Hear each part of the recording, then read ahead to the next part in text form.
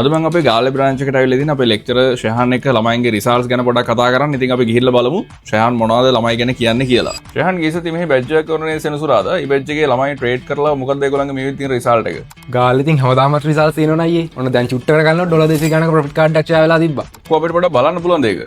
එන්නකෝ වෙන්නන්න.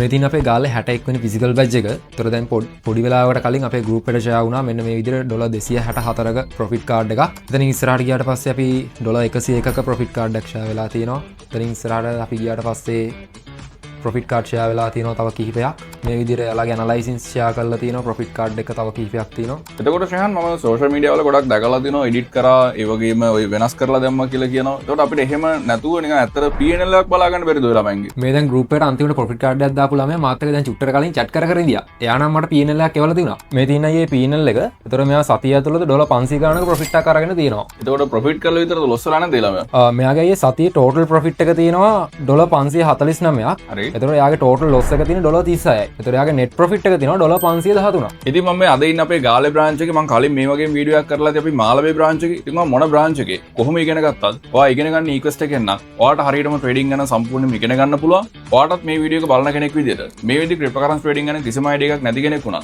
අපිත් එක්ක සම්බන්ධ වෙලා මුලින් ඉඳලා මේක ඉගෙන ගන්න පුළුවන්. ඔයාට කරන්න තියෙන්නේ බයෝ එකේ තියෙන link එකෙන් group එකකට join වෙන්න. එහෙම නැත්නම් ඔයාගේ WhatsApp number එක අපිට inbox message එකක් දාන්න.